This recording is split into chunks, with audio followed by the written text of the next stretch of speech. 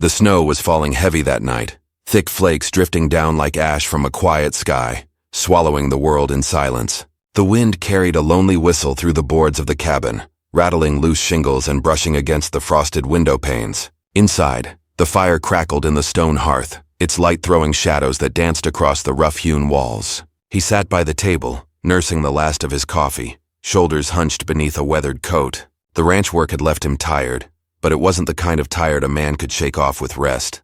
It was a hollow weariness, the kind that came from carrying years of solitude, years of watching the seasons change without anyone to share them with. That part of the country, far west, where the prairies touched the edges of pine-covered mountains, was not forgiving. Winters struck hard and sudden, burying the land in snow and testing the endurance of every living soul. Folks said only the stubborn and the desperate stayed through January, when the rivers froze and the trails vanished. He had become one of those stubborn ones, clinging to his land, his herd, and the memory of better times. Nights like this one tested even him, when the silence felt like it pressed in on all sides, smothering the warmth of the fire.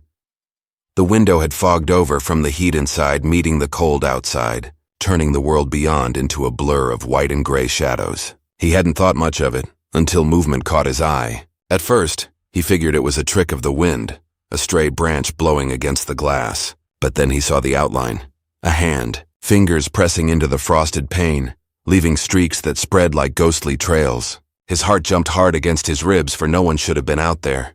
Not in this storm, not in the middle of nowhere. He rose slowly, the chair legs scraping against the wood floor. His boots thudded as he stepped closer, the fire at his back throwing his silhouette long across the room. When he leaned in, he saw her, a figure on the other side of the glass, her hair dark with snow, her breath clouding in the bitter cold. She moved her hand across the pane, tracing letters into the fog. He stood frozen as the message took shape, each line forming carefully. Desperately, let me in. The words gleamed against the frost, raw and pleading. For a long moment he did not move, his breath caught somewhere between caution and disbelief. Out here you didn't trust strangers easily. Too many stories told of men tricked, robbed, even killed after showing kindness on the wrong night. Yet the figure standing in the snow was not some outlaw draped in menace. She looked small against the storm, wrapped in little more than a torn blanket, her skin prickled red from the cold. He pressed his hand against the glass opposite hers, as though to test the reality of it. The chill from the window seeped into his palm, grounding him. Her eyes lifted to meet his through the thin veil of frost, and what he saw there shook him more than the storm could. Fear, exhaustion, and something else, hope. He stepped back, torn between instinct and heart. Instinct said to guard his door, to remember the wilderness was no place for blind trust, but his heart, aching with years of silence, whispered otherwise. Without another thought, he strode to the door, pulling it open against the shrieking wind. Snow blasted in, stinging his skin, but he kept it wide as she stumbled forward, nearly collapsing into his arms. The storm roared behind her as he shut the door tight, bolting it against the night. Inside, the cabin felt smaller now, warmer, alive in a way it hadn't just moments before. She stood trembling, her breath ragged, her hands raw from the cold. He could see she wasn't dressed for winter, her clothes more suited for a different season, or perhaps a different life entirely. Something about her presence felt both out of place and inevitable, like a story that had been waiting for its first page. Neither spoke at first. The only sound was the fire crackling and the wind clawing at the roof. He fetched a blanket from the cot and draped it over her shoulders, watching as her shivers slowly eased. When she finally lifted her gaze to his, the flames reflected in her eyes, and for the briefest second, it felt like the cabin wasn't a lonely outpost anymore, but a meeting place. Something faded, perhaps written long before either of them arrived here. Questions burned on his tongue. Who was she? Where had she come from? What was she running from or toward? Yet he held them back, sensing she was not ready to speak. She only sat close to the fire, rubbing warmth into her hands, while the storm outside raged louder, as though determined to bury the world in silence again. He leaned against the table, watching her, wondering what twist of fate had carried her to his window. Something told him this was no accident, no mere wandering stranger seeking shelter. There was a reason she had found his cabin in the wilderness, a reason she had written those words on the glass. And though he didn't yet know what that reason was, he felt the weight of it settle deep in his chest. The night stretched on, and the questions remained between them like unspoken smoke. He could feel the story building, Something larger than the storm itself. Something that had already begun with the simple press of her hand against the fogged-up window. What he didn't yet know was that her arrival would change everything. The land he lived on, the life he clung to, and the secrets he thought long buried. Outside, the snow piled higher, sealing them in. Inside, the fire burned hotter, as if aware it was no longer just a fire for one. And as the night deepened, the mystery of who she was and what she carried with her grew heavier with every crackle of the flames. The words on the window still lingered in his mind, etched not only in the frost but in his heart. Let me in. He had let her in, but he could not yet know the storm she had brought with her. The fire hissed as another log caught flame, sending sparks drifting up the chimney. He watched her from where he leaned against the table, arms crossed, unsure whether to speak or let the silence stretch. Her shoulders still trembled beneath the wool blanket he had given her, though whether from the cold or something deeper, he couldn't tell. The cabin was warm enough now, but there was a frost in her expression that no fire could melt so quickly. He tried to study her without making it too plain. The lamplight and firelight together revealed the lines of her face, the way snow clung in melting beads to her hair, the faint bruises on her arms, and the raw marks at her wrists, as though ropes had once been tied there. She was young, though not so young as to seem lost or foolish for wandering the land in winter. No, there was purpose behind her eyes, even if fear still shadowed them. He had lived long enough in these mountains to recognize the look of someone carrying both danger and secrets. Outside, the storm pressed on, the wind clawing against the cabin walls. It felt as though the wilderness itself was determined to keep them bound together inside. He poured what little coffee was left into a tin cup and set it before her. She glanced up, met his eyes briefly, then wrapped her hands around the cup, soaking in its warmth. He caught the faintest trace of gratitude in her nod, though still no words passed her lips. He wanted to ask her everything, yet knew better than to push too soon. Folks out here had a way of spilling truths only when they felt safe, and sometimes never at all. Still, curiosity gnawed at him. Few people came this far into the hills unless they were running from something, or running to something. He had seen both kinds before. The West in the late 1800s was full of drifters, outlaws, and souls chasing salvation. Towns dotted the land miles apart, small American villages clinging to rivers or railroads, their people bound tight together against the wilderness. But here, far from the nearest settlement, no traveler would have stumbled onto his cabin by accident. Finally, he cleared his throat, his voice rough from disuse. "You'll freeze out there in that storm. Lucky you found this place." She kept her eyes on the fire, her lips pressing together before she answered softly, "I didn't find it. I was looking for it." Her words struck him harder than he let on. Looking for it? Looking for him? The thought unsettled him. He had carved out a life of quiet, away from prying eyes. His land, his cattle, his cabin, that was all he needed, all he allowed. Strangers didn't just wander to his door, and certainly not strangers who already knew where it stood. "You knew there was a cabin here?" he asked, trying to keep his tone steady. She gave a slow nod. "Someone told me. Said if the storm caught me, I'd find shelter here." He frowned. His mind raced through the handful of folks who even knew his place existed. The nearest town was a good half-day's ride when the trails were clear. Who had spoken of him? And why send her here in the dead of winter?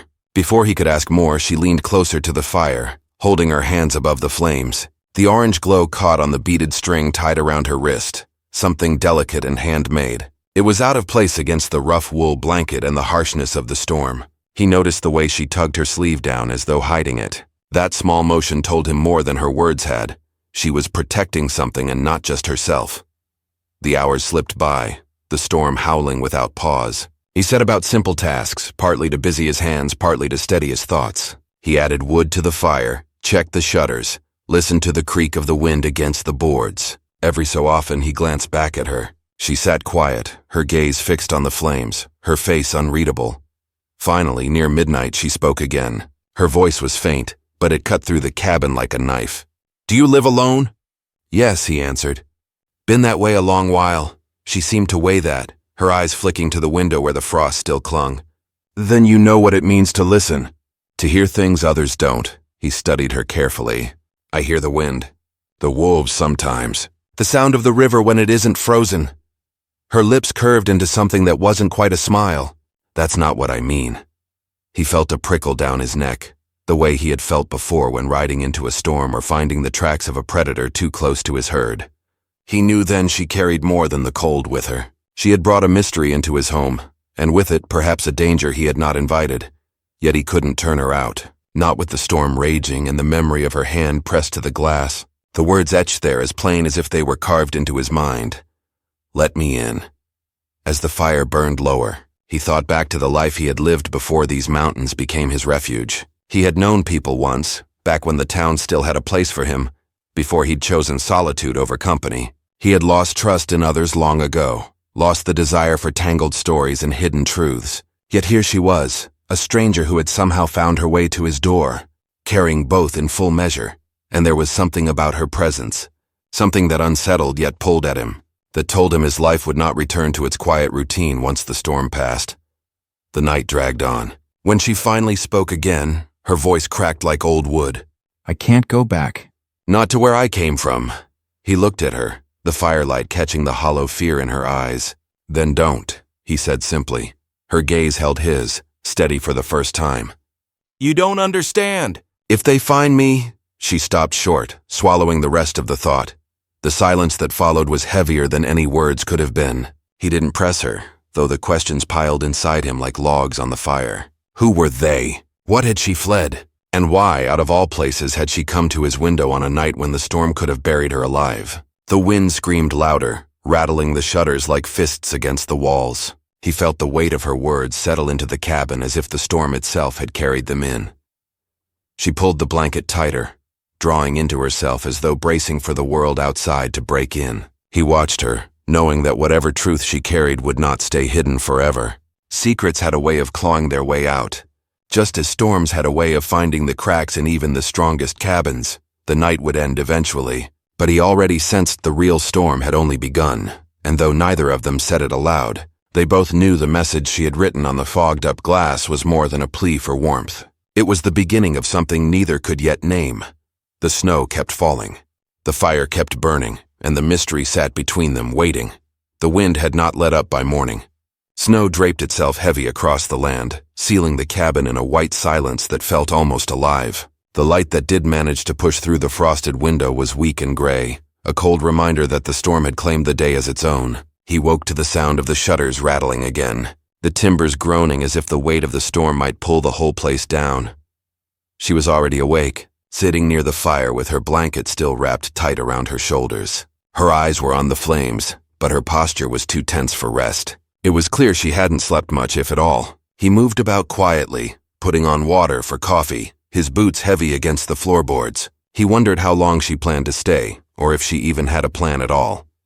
The way she sat, still, guarded, yet watchful, told him she wasn't just some lost wanderer. She had purpose, even if it wasn't clear yet. Something about her felt tied to the land, to the old stories that folks in the nearest village used to whisper about when the nights grew long. He thought of those tales now, about travelers who came out of the snow carrying secrets, and about men who opened their doors and found their lives changed forever after. Finally, she looked at him, her voice breaking the quiet. You've been here alone a long time, he nodded, pouring the steaming coffee into 2 cups. Long enough to know storms like this can trap a man for weeks. He set 1 cup down in front of her. She wrapped her hands around it, as if even the heat from the tin could steady her. And long enough to know folks don't come this far without reason. He studied her carefully. She was sharper than he had first thought. Every word seemed chosen, as if she measured what to reveal and what to keep locked away.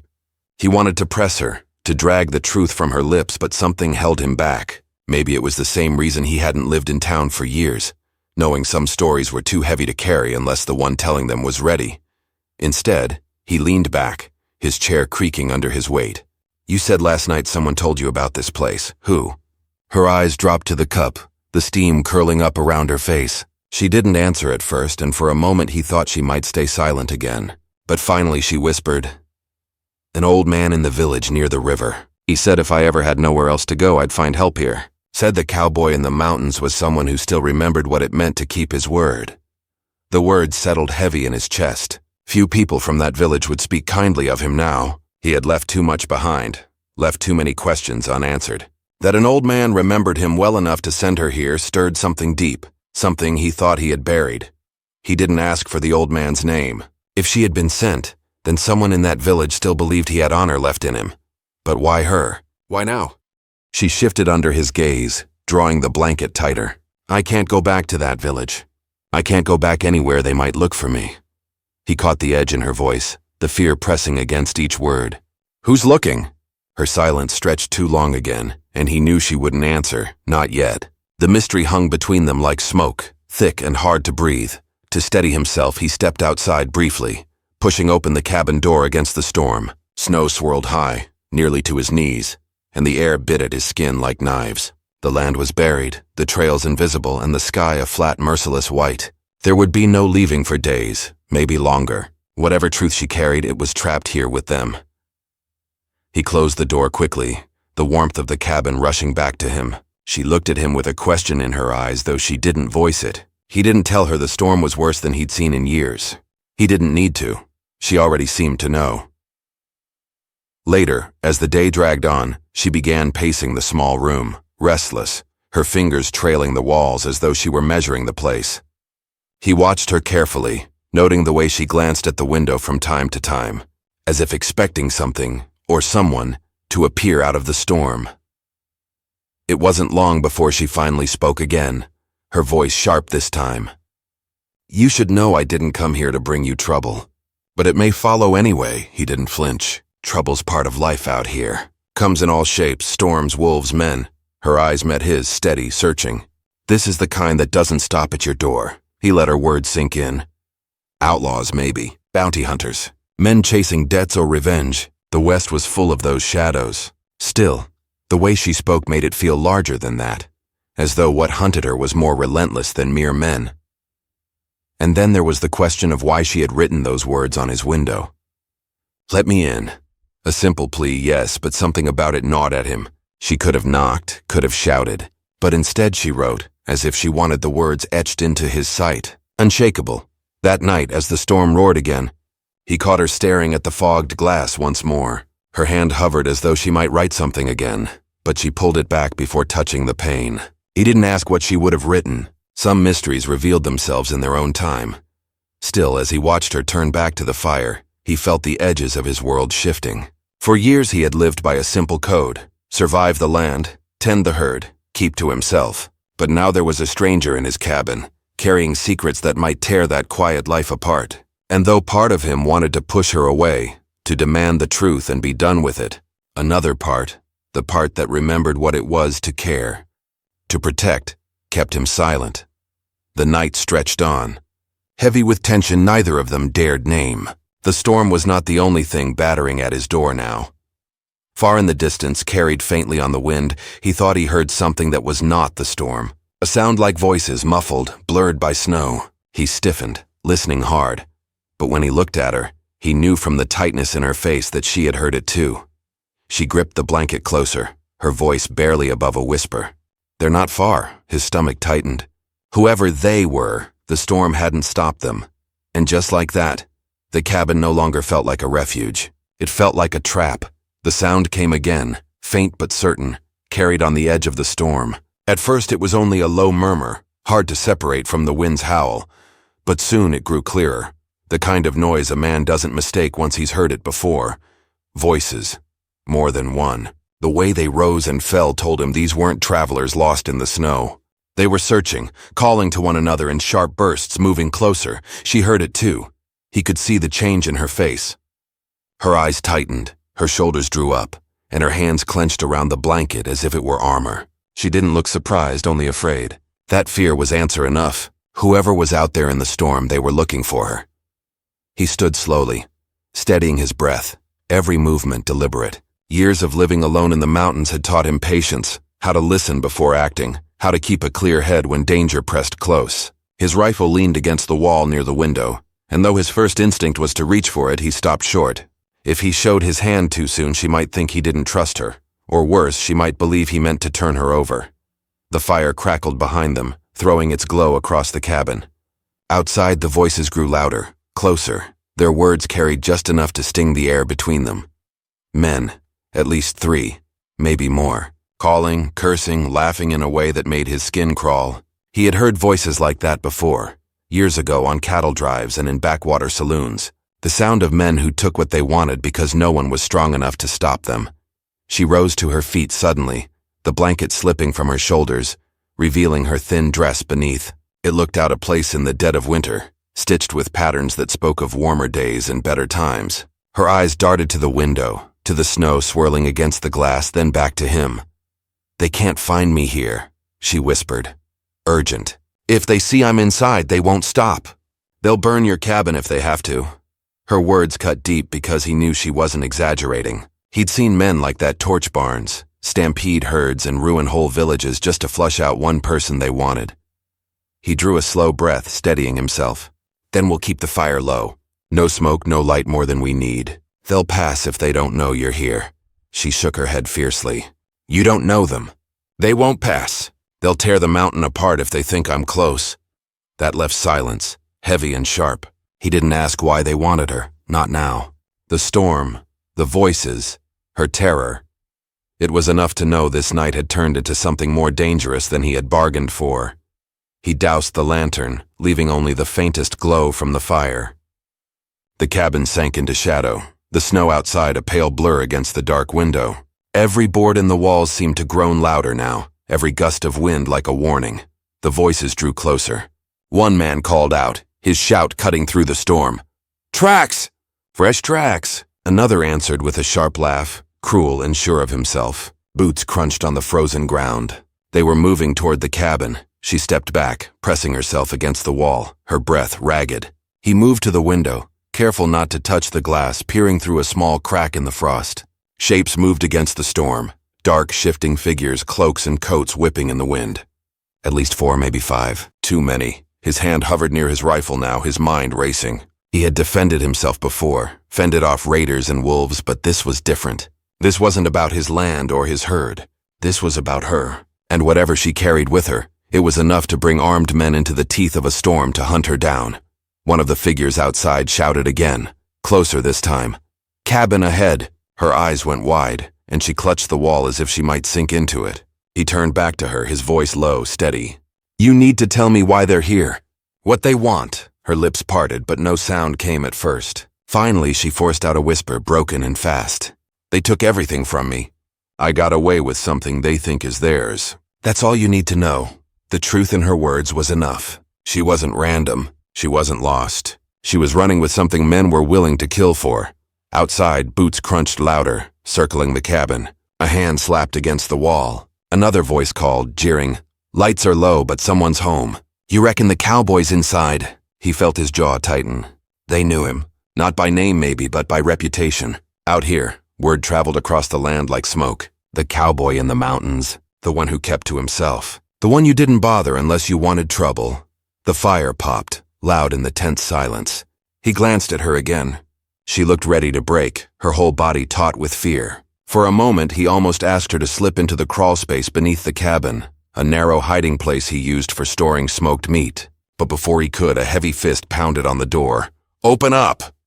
The cabin shook with the blow, snow dusting down from the rafters. The demand came again, louder, crueler. "Open the damn door, cowboy!" Her eyes flew to him, desperate. "Don't." He already knew he wouldn't. Not for them. Not like this. But the pounding came again, followed by the sound of boots crunching in the snow as others circled, testing the shutters, kicking at the boards. "Better open before we break it down," one shouted. Laughter followed, sharp and mocking. The firelight flickered, casting their shadows across the wall. His hand finally closed on the rifle, its weight solid and familiar. He could feel the tension building to a breaking point, the kind that didn't leave room for middle ground. Outside, the men prowled closer, their voices rising. Inside, the cabin grew smaller with every heartbeat, every crack of the storm against the roof. He knew what was coming. The question was not if the door would hold, but how long. And as he met her eyes in the dim firelight, he saw the truth there. She had brought her fight to his cabin, and now it was his fight too. The voices outside rose to a shout. The pounding on the door grew violent, rattling the hinges. Snow swirled past the window, erasing the world beyond. Inside, the cabin braced for the storm that was no longer just wind and snow, but men and fire and danger. And in that breathless moment, just before the breaking point, everything stood still. The fire, the storm, her wide eyes, his steady grip on the rifle, as though the land itself held its breath, waiting for the clash it knew could not be avoided. The pounding on the door grew until it felt like the whole cabin would give way. The wood groaned, the latch straining with every heavy blow. He held the rifle steady, his breath slow and measured, though his heart hammered in his chest. She stood frozen by the fire, eyes wide, clutching the blanket around her shoulders as if it were the last barrier between herself and the men outside. Then, with a splintering crack, the door burst inward. Cold air and snow swept into the room as two figures shoved their way inside, their boots slamming hard against the floorboards. Behind them, the storm raged, but their eyes burned with something colder: hunger, greed, cruelty. For a moment, no one moved. The fire flickered, throwing shadows across their faces. One of the men grinned, his teeth catching the light. "Well, well, looks like the runaway found herself company." The other man's eyes darted to the cowboy, narrowing, and the cowboy too stubborn to mind his own business. Without hesitation, he lifted the rifle, its barrel leveled steady. "That's far enough," the first man laughed, but there was a tightness in it. "You'll put a bullet in us? You know how many are out there? You won't last a night." "Maybe not," he said, his voice calm even. "But neither will the first man who takes a step closer." The silence that followed was sharp enough to cut. The two intruders shifted uneasily, their confidence faltering. Outside, the others shouted, their voices lost to the wind. The storm, it seemed, had swallowed their reinforcements whole. At last, the men stepped back, muttering curses as they retreated into the snow. The door slammed behind them, the sound nearly drowned by the storm's howl. For a long while, he stood motionless, rifle raised, waiting to see if they'd return. But only the wind pressed at the cabin now, carrying their anger away into the white night. When he finally lowered the rifle, his shoulders sagged with the weight of it all. She exhaled sharply, the sound breaking the silence. Her knees nearly buckled as she sank to the stool by the fire, her face pale and drained. "You didn't have to do that," she whispered, voice trembling. He leaned the rifle back against the wall, his gaze steady on her. "Yes, I did. They weren't leaving here with you." She looked at him then, really looked, as if seeing something she had not expected. For the first time since she arrived, her eyes softened, though shadows of fear still lingered. "You risked your life for me, why?" He thought about that a moment. He could have said it was because it was the right thing to do, or because no one deserved to be left at the mercy of men like that. But deep down he knew it was more. It was the silence he had lived with for too long. The years spent alone with nothing but the sound of the wind and the fire for company. It was the way her hand had pressed against the fogged glass, writing words that stirred something inside him he thought was gone. "Because you asked," he said finally. "You wrote it plain, let me in, and once I did I couldn't turn you out." Her eyes filled, though she blinked the tears away quickly. She turned back to the fire, pulling the blanket tighter. The storm outside still raged, but the cabin, for the first time in years, felt less like a fortress and more like a home.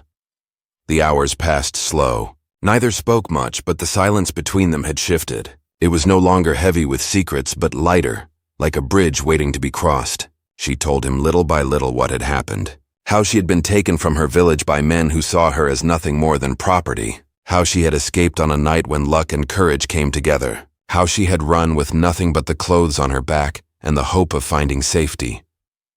She did not say what she had taken from them, but he could tell it wasn't gold or anything a man could hold in his hands. It was something deeper. Dignity. Freedom. The one thing those men thought they owned and could never get back once she broke free. That, he realized, was why they hunted her so relentlessly. When dawn finally broke, the storm had passed. The world outside was buried in white, the landscape unrecognizable under thick drifts. The men who had come in the night were gone, their tracks already fading into the snow. Perhaps they would return, perhaps not. But for now, the mountain was quiet again. He stepped outside into the brittle morning air, the snow crunching under his boots. The land stretched silent and still, a wide expanse of white under a pale sky. He breathed it in, the cold sharp in his lungs, and felt something stir, a sense of beginning, not just survival. She joined him at the door, wrapped still in the blanket, her dark hair tangled with frost. Her eyes scanned the horizon, wary but calmer than before. "Do you think they'll come back?" she asked softly. He thought about it, then shook his head. "Maybe, but the storm gave us time. Enough for them to think twice." She nodded, though her expression told him she knew the danger wasn't truly gone. Yet there was strength in her now, a steadiness that hadn't been there the night before. She had survived, and so had he. Over the next days, As the snow began to settle and the sky cleared, life in the cabin took on a different rhythm. She helped with the small chores, feeding the fire, fetching water, tending to the few animals he still kept close. At night they spoke by the fire. She told him stories of the village she had left behind, of the river that ran wide, and the songs people sang on summer evenings. He shared pieces of his own past, the drives he had ridden, the towns he had seen, the reasons he had chosen solitude in the mountains. Little by little, the distance between them closed. What had begun as fear and suspicion shifted into trust, the kind forged not by choice but by fire and storm. When the trails finally opened again, she had a choice. She could try to return to her village, though she knew the men who had hunted her might wait along the roads. Or she could stay, at least until spring, in the cabin that had kept her alive when the storm nearly claimed her. She looked at him as they stood outside one morning, the sun rising over the snow-capped peaks. "I should keep moving," she said, though her voice lacked conviction. He studied her for a long moment, then spoke quietly. "Or you could stay, for as long as you need." The choice hung between them like the stillness of the morning. She looked out across the endless white, then back at him, and for the first time she smiled, a small, tired smile, but real. "I think I will," she said. And just like that, the cabin was no longer just his. The silence that had once felt like a burden now carried warmth, broken by laughter, by words, by the presence of another soul who understood what it meant to survive. The men who had come in the storm might still linger in the shadows of the land, but she was not alone anymore. Neither was he. Years later, when folks in the nearby village spoke of the cowboy in the mountains, they told the story differently. They said a storm brought him a visitor, a woman who wrote 3 words on his fogged-up window, and that he opened his door and his life the moment he saw them. Some said she saved him as much as he saved her, though the truth of it remained between them.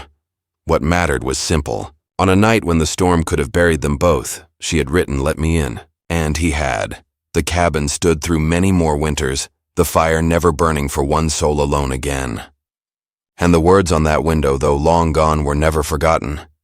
In the end, it was not the storm, nor the men, nor the fear that endured. It was the choice to open a door when someone asked, and the life that grew from that simple act of trust. The mountains kept their secrets, as they always did, but this one became a story worth telling, a story of a cowboy, a stranger, and the night the storm brought them together forever.